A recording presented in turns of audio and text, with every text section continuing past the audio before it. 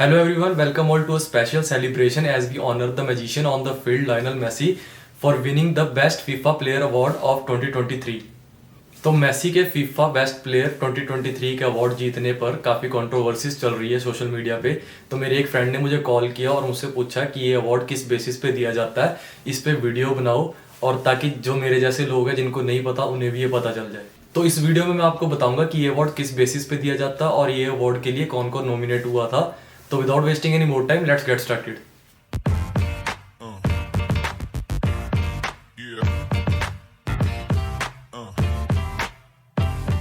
तो सबसे पहले मैं आपको बताता हूँ कि जो ये अवार्ड है 15 जनवरी 2024 मतलब 2 दिन पहले मेसी को दिया था। और जो ये अवार्ड है ये 19 दिसंबर 2022 से 20 अगस्त 2023 के टाइम पीरियड में एक सिलेक्शन प्रोसेस से दिया था, जिसमें वोटिंग की जाती है, ना कि किसी पर्सनल अचीवमेंट या फिर किसी और क्राइटेरिया के बेसिस पे दिया था।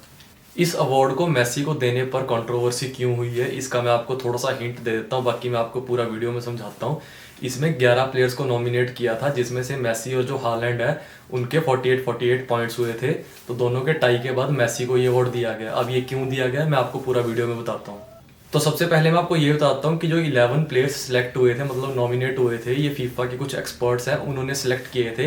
अब किस बेसिस पे किए थे ये मुझे एग्जैक्ट नहीं पता, बट जो प्लेयर्स वर्ल्ड की टॉप 5 लीग्स में खेलते हैं उनमें से ये प्लेयर सिलेक्ट किए जाते हैं, जैसे कि चैंपियंस लीग। और ये क्रिस्टियानो रोनाल्डो इसमें नहीं सिलेक्ट हो पाया क्योंकि वो सऊदी अरेबिया की लीग खेल रहा है जो कि वर्ल्ड टॉप 5 में नहीं आती।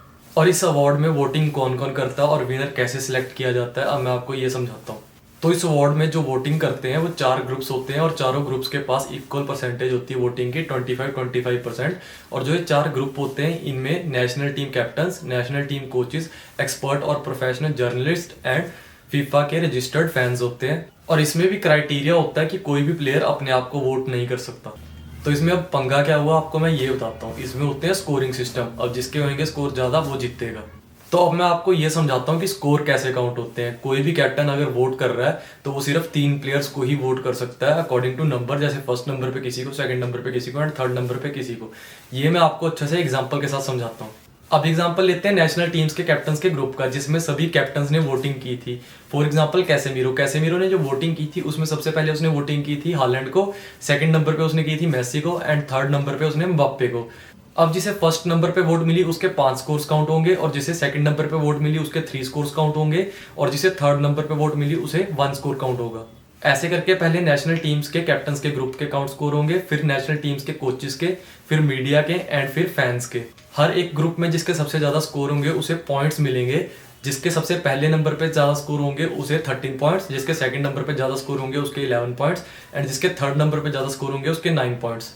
अब हुआ ऐसा कि मेसी और हालैंड के पॉइंट्स टाई हो गए, दोनों के 48 पॉइंट्स थे और म्बाप्पे के 35 पॉइंट्स थे, जिसके करके म्बाप्पे थर्ड हो गया। अब बात थी फर्स्ट एंड सेकंड की।